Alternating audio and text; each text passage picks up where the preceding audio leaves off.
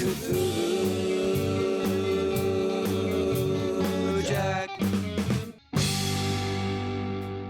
With this being H.P. Lovecraft's 134th birthday today, August 20th, I thought why not rummage through some old files, hop on a trek around the world, while slowly losing our minds doing it. I'm talking about the H.P. Lovecraft Historical Society's Call of Cthulhu movie from 2005. This silent film style that Andrew Lehman put together with his crew slithers through the inky blacks and murky setting to deliver an authentic representation, if not almost perfect rendition of H.P. Lovecraft's original story. We're introduced to a man, likely Francis Thurston, who's begging to have files he's discovered from his deceased uncle, Professor Angel, destroyed immediately. As the story dials back into flashbacks of Francis beginning his journey into madness, he starts to comb through his uncle's secrets, starting with horror in clay being the first clue. We're introduced to Henry Wilcox, a young student who's beginning to have visions of a vast underwater city, come to known as Arye. Showing Professor Angel a sculpted relief of the underwater city in Cthulhu, Wilcox is asked to record his dreams further. With his insanity brewing as the calling beckons him, Wilcox is eventually hospitalized with Angel making a visit.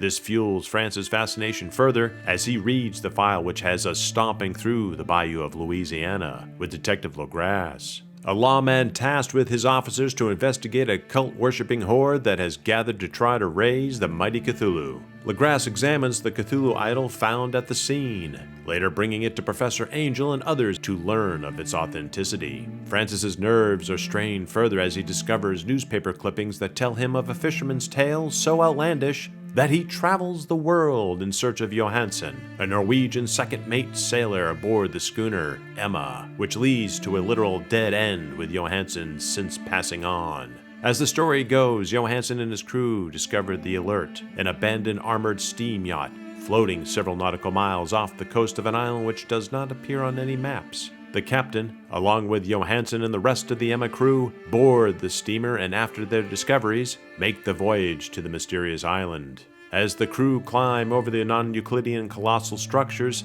they discover a mammoth opening. Once one sailor plummets to his death from the madness, others begin to drop like dominoes. With an appearance by Papa Cthulhu himself, Johansen and only one other crew make it back to the steamer, with Cthulhu in pursuit. As one shipmate loses more of his marbles, Johansen swings the vessel around, plunging the bowsprit into Cthulhu. 'Tis but a scratch. A scratch? We end with poor Francis sitting in front of the man from the beginning, and has become quite mad as he is wheeled away into the darkness, ending like any good H.P. Lovecraft story. The production value and attention to detail was handled lovingly by the filmmakers here, who know the lore and expounded upon it as they saw fit, with also keeping the feel and dread from the author's original writings. The final cherry is the brilliant score by Troy Sterling Nyes, Ben Holbrook, Nicholas Pavkovic, and Chad Pfeiffer.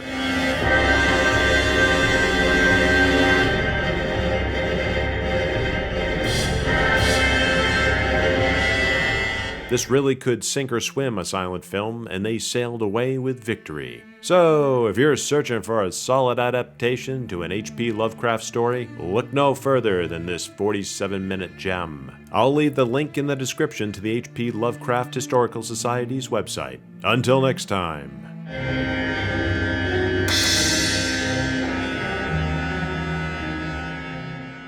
I also wanted to give a shout out to our YouTube members. Thank you for the support. So click links below to be notified. Many thanks for the support, and Hail Cthulhu!